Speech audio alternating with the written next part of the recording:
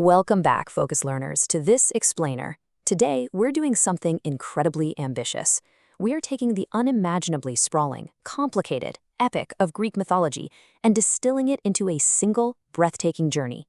Instead of getting lost in the weeds of thousands of years of chaotic, overlapping storytelling, we're going to trace the exact lineage of the cosmos, making these ancient world-building myths totally clear and accessible. Here's our roadmap for navigating the universe today. We're covering the birth of the cosmos, the ages of mortal men, the age of heroes, the fall of Troy, fate and the underworld, and we'll wrap it all up with the legacy of Olympus. All right, let's jump right in. Section 1. The birth of the cosmos, Earth, Sky, and Succession. We're starting our journey before time itself, right in a yawning void where the elemental truths of the universe were just beginning to take form. Think of this creation story in 4 distinct eras. In the first era, there was literally nothing but chaos, just a gaping emptiness, until Gaia, the Earth, emerged.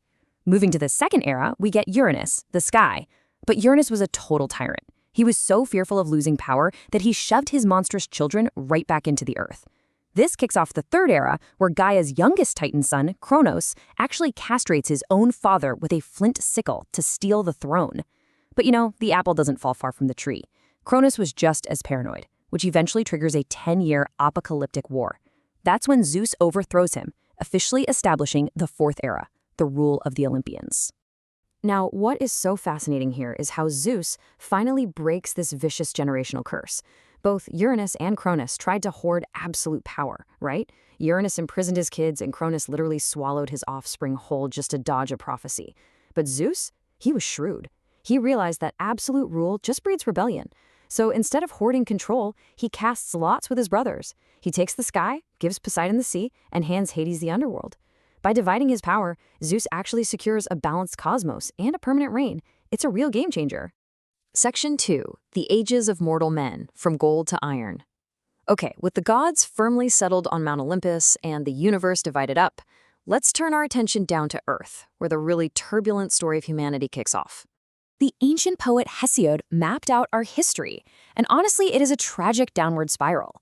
We don't evolve, we devolve. We start out in a peaceful golden age under Cronus, living in harmony with no toil whatsoever. Then we fall into the Silver Age, which is basically marked by childish arrogance toward the gods. Next up is the Bronze Age, just violent men forged from ash trees who lived and died by the sword. We do get a brief, glorious upward spike during the Heroic Age, which we'll dive into next, before we finally crash down into the Iron Age. And that's the age of bitter toil, broken bonds, and everyday sorrow, the era where, supposedly, we still live today. Seeing early humanity shivering, defenseless, and just struggling through this decline, the Titan Prometheus decides to intervene.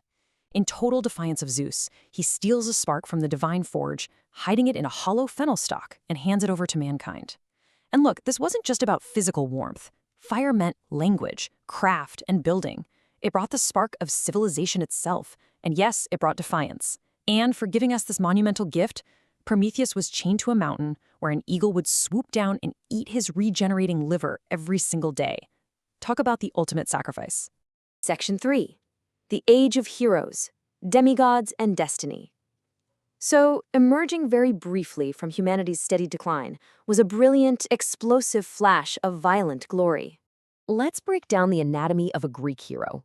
These legendary figures, think Perseus or Theseus, straddled the line between man and god. Because they were born of divine blood and mortal wombs, they wielded unimaginable strength and cunning. We're talking about incredible, monster-slaying labors, like Perseus cutting off the Gorgon Medusa's head, or Theseus navigating a deadly labyrinth to slay the Minotaur. But here's the catch. Their lives were almost always defined by incredibly cruel, tragic fates. It's as if their mortal bodies were barely built to contain all that divine power, leading to brief, though undeniably glorious lives. 12. Just pause and think about that staggering number for a second. Driven completely mad by the jealous goddess Hera, the great Heracles unwittingly murdered his own wife and children. To atone for a crime that horrific, he was forced into brutal servitude, tasked with completing 12 legendary, seemingly impossible labors. He had to strangle the invulnerable Nemean lion, and even drag the 3-headed hound Cerberus kicking and screaming out of hell itself. It was an absolute crucible of torment, but it ultimately earned him immortality on Olympus. But of course, not all heroic journeys end in glory. The tragic tale of Oedipus is a terrifying reminder of a golden rule in Greek myth: you cannot outrun your destiny. After hearing a chilling prophecy that he would kill his father and marry his mother, Oedipus immediately fled his home to protect them. But because he didn't realize he was adopted, the very act of running away led him straight to a crossroads where he killed a stranger, his biological father. He then traveled to Thebes, solved the Sphinx's riddle, and was rewarded by marrying the widowed queen, his biological mother. It just goes to show, trying to sprint away from a divine prophecy often sends you running right into its arms. Section 4. The Fall of Troy, the climax of the mythic age. All of these powerful, heroic bloodlines eventually converged on one single, catastrophic conflict that completely shattered the ancient world. It is wild to witness how a petty divine squabble over a golden apple escalated into world-ending ruin. It literally started at a wedding with an apple inscribed to the fairest. That one apple led the Trojan prince Paris to steal Helen of Sparta. Fast forward to year 9, and the Greeks are completely exhausted, suffering from plagues and bitter infighting right outside Troy's massive walls. Finally, in year 10, the brilliant, sneaky trickery of the wooden horse breaks the city. But the slaughter was so profane that the gods actually turned on the Greek victors. This kicked off another decade of cursed, tragic returns for the surviving heroes, like Odysseus. The true tragedy of this war, though, is perfectly captured in the stark contrast between its two greatest warriors. On the Greek side, you have Achilles, a terrifying, unmatched force of nature who literally withdrew his troops and let his allies bleed just because his pride was hurt. He fought out of pure, selfish rage and a thirst for eternal glory. On the other side, you have Hector, the noble Trojan prince. He didn't fight for glory, he fought out of a grim, selfless duty to protect his family and his people, fully knowing that he was doomed. It really hits the nail on the head regarding the complex human cost of all this divine warfare. Section 5. Fate and the Underworld, the inescapable truths. Moving beyond the bloody battlefield, we have to confront the two immovable, foundational forces that governed absolutely everything in this mythic universe. It's honestly mind-blowing to think about, but even Zeus, the mighty king of Olympus, the guy who overthrew the Titans, was completely powerless against Moira, or Fate. Fate was personified as three ancient sisters who spun, measured, and ultimately cut the thread of every single life. If they raised their shears to cut a thread, no power in heaven or on earth could stop them. This meant that mortals and immortals alike were, at the end of the day, just playing their assigned parts in a script written by a force older than the universe itself. And when that thread of life was finally cut, well, all souls had to navigate a grim, highly structured underworld.